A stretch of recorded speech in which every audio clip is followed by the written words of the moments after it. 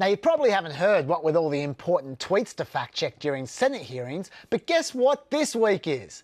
It's the second birthday of the war in Yemen. Happy birthday, guys. Don't forget to light your candles. Basically, two guys have been in charge of Yemen for 25 years. Saleh was president from 1990 to 2012, and he was replaced by Hadi, who was previously vice president from 1994 to 2012 and has been president ever since. And both have some very passionate supporters. And why wouldn't they rule forever? Those two have done such a bang-up job. Back before the war began, only 45% of the country was malnourished, and only 54% lived in poverty, with some cities enjoying the luxury of tap water once every 20 days. Lucky duckies. Of course, those two also have their detractors, as evidenced by Hadi's picture on Wikipedia. Anyway, after the Arab Spring in 2012, Hadi took over as part of a settlement. He was supposed to only hang around for 2 years, but then that became 3, and then in 2015 he decided to stick around a bit more. That's when Saleh supporters, who are largely a Shiite group known as the Houthis, tried to overthrow Hadi, who is a Sunni. And this made Yemen's neighbour Saudi Arabia very nervous because they're also Sunnis, and the last thing they want is to be surrounded by Shiites, especially with Iran taking an active interest in things. So Saudi Arabia started backing Hadi with lots of bombs, and off we go.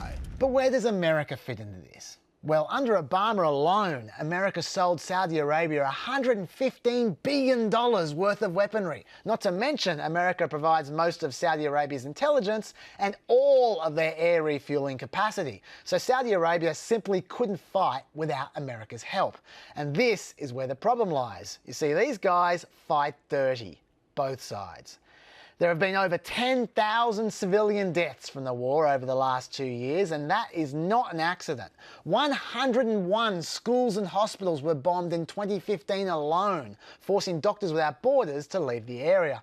Furthermore, 80% of Yemen's food comes through the one port, a port that Saudi Arabia blockaded in 2015. And then it was bombed 9 times. And then the bridge that 90% of the country's food aid travels along was also repeatedly bombed. So now, what was already a hellhole has just received an upgrade. According to the aid agencies, you have 17 million people at emergency or crisis levels of food insecurity, including 7 million close to famine, with a Yemeni child dying every 10 minutes from severe malnutrition. And Oxfam estimate that 82% of the population need humanitarian assistance. And that was all facilitated by Barack Obama. Until the Saudis bombed a funeral procession late last year, and then Obama said, enough. No more arms sales to the Saudis. But then Donald Trump said, actually, let's try that again.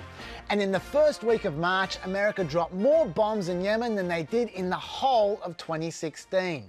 So here we go into another quagmire. But the good news is, with another 1,000 troops heading to Syria and the generals wanting to try another surge in Afghanistan, we're spoiled for choice when it comes to quagmires we can completely ignore. Happy birthday, Yemen.